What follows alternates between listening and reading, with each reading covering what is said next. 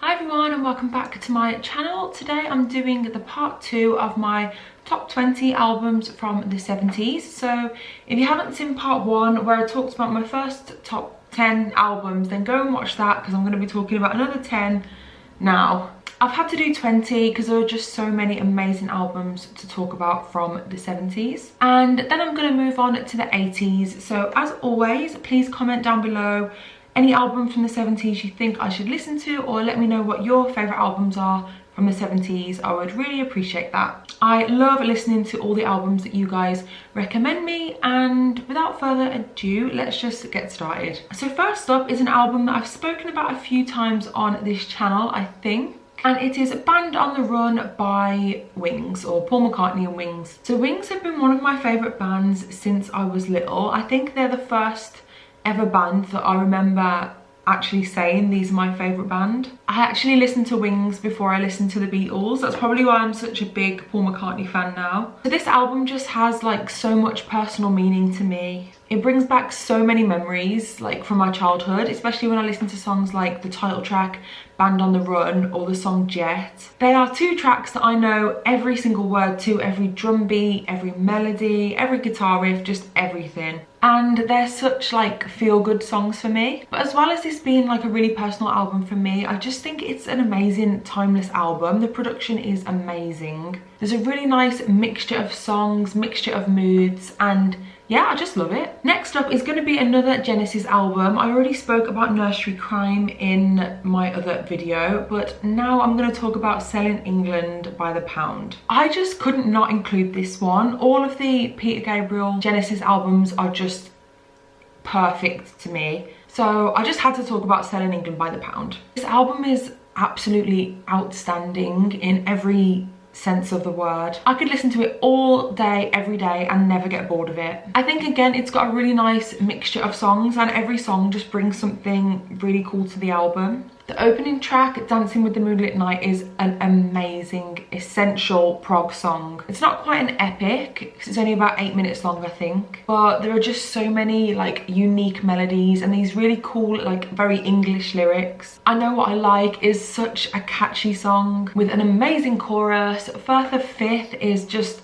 blows me away every time I listen to it. Steve Hackett's guitar solo is stunning. The Battle of Epping Forest is another great one. I just love every track on this album. From start to finish, it is just chef's kiss. So next up is another prog album. I've decided that I'm just going to do a whole video dedicated to prog albums, because otherwise the rest of this list could be just filled up with prog albums, and I don't want to do that. And I love prog so much. I have so many albums that I could talk about, but I do just have to include one more in this list, and it is Mirage by Camel. This is quite a new addition to me. I only heard it a couple of months ago. My dad recommended it to me, and it was one of those like love at first listens. I just was obsessed with it from the first time I heard it. Sometimes like with prog it takes a while to get into certain songs or albums, but this one for me was just straight away I loved it. It's a really beautiful album, full of like gorgeous harmonies, amazing musicianship. Just Andy Latimer's guitar tone is just so beautiful.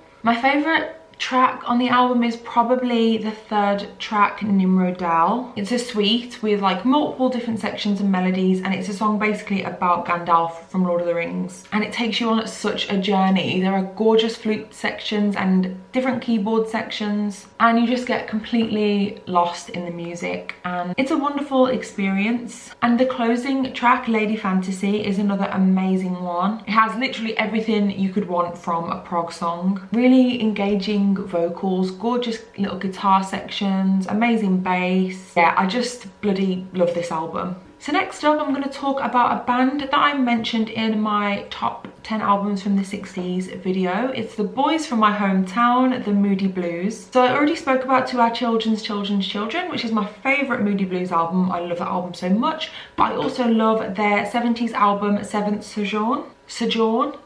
I don't know if I'm saying that right, but you know what I mean. I'd say this album is pretty similar to our children's sonically. It's very dreamy with like gorgeous vocal harmonies and guitar melodies, and it's really easy to listen to. It's very accessible. It's quite a romantic album, I would say. There's a few love songs on there, which I do enjoy, but I would have to say that my favourite song from this album is probably the opening track, Lost in a Lost World. It's a really interesting track with a great bass line, and I also love the song Isn't Life Strange. The guitar work is just stunning, and The Land of Make Believe is a great song as well. The Moodies are such a great band. I just can't get enough of their early albums. So the fifth album I'm going to talk about is another great one, obviously.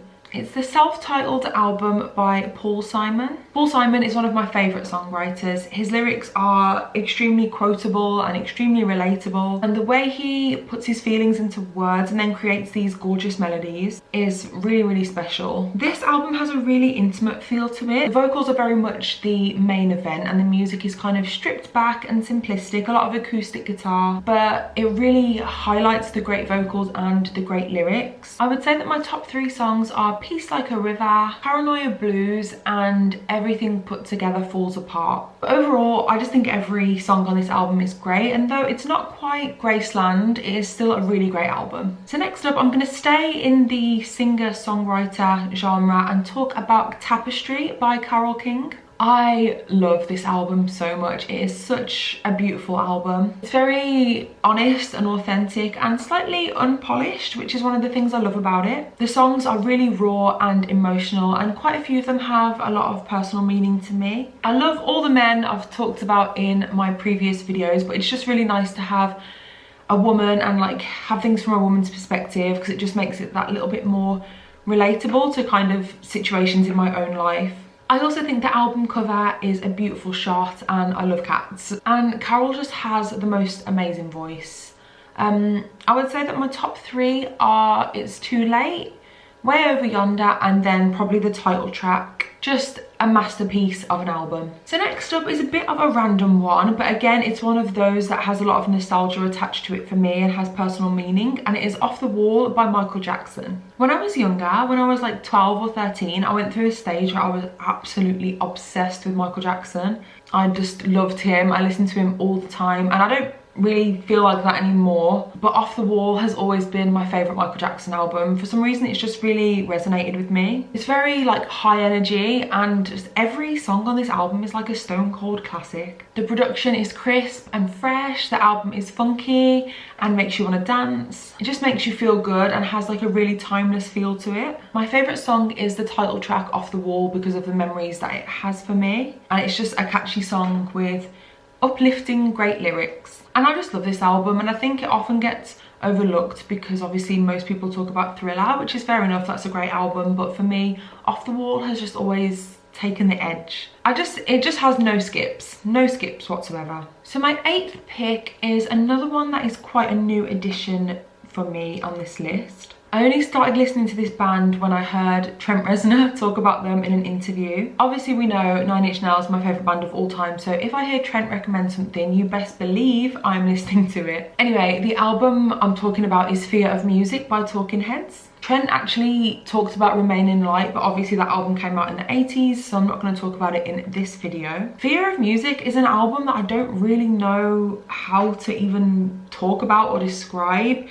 It's funky and a little bit weird and very experimental. It just sounds like nothing I've like ever heard before. I know Talking Heads, they're kind of like a love-hate. I've seen some people say like they just don't get it at all, and then some people are like, it's my favourite band of all time. And honestly, Fear of Music took a few listens for me, but now I'm just obsessed with it. Some of my favourite songs are Life During Wartime, Air, which just has the best bass ever, and then probably the closing track, Drugs, just because I love the way it starts off slow and then like really builds up. And I think all the sound effects are pretty cool. And that is all I have to say about Fear of Music, because as I said, it's still a relatively new discovery for me. So the 9th album that I'm going to talk about is one that quite a few people commented on my last video that it was one of their favourite albums, maybe wondering why I didn't include it, but of course I was going to include it. It's London Calling by The Clash. This is one that I kind of ignored for a while, even though I am like super interested in punk and the punk movement and punk music and that kind of stuff.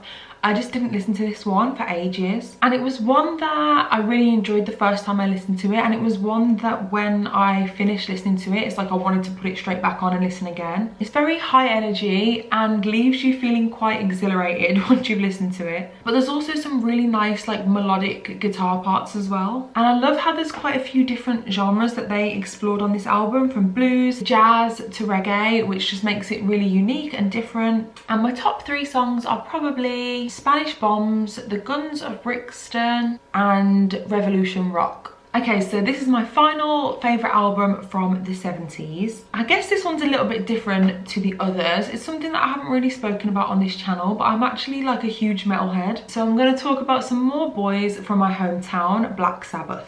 And I'm going to talk about the album Paranoid. This is probably my favourite Sabbath album. Like, it just doesn't miss at all. Every song is great and the order of the track list is just perfect. I love the heavy guitar riffs. Obviously Iron Man is probably one of the most recognisable guitar riffs of all time. War Pigs, again, it's obviously just insane. It's a very in-your-face album, but the bits that do stand out for me are actually the more mellow moments on the album. The song Planet Caravan is absolutely stunning. I love that song. And Rap Salad is another great one. This is just a really dark, politically charged metal record, and it was so influential to all the bands that came after it, so I kind of just had to put it on this list really. So that is it for my favourite 70s album. I hope you've enjoyed this video. And now we move on to the 80s, which is another great decade for music, of course. As always, thank you so much for watching, and thank you so much for 1,000 subscribers. I never thought I would get here, so I'm like in shock a little bit. But thank you so much to everyone that subscribed and likes my videos and leaves comments. I really enjoy making these videos, so it's really nice to have a little bit of appreciation. Anyway, thank you again for watching. Make sure you subscribe and I will see you very soon for another video.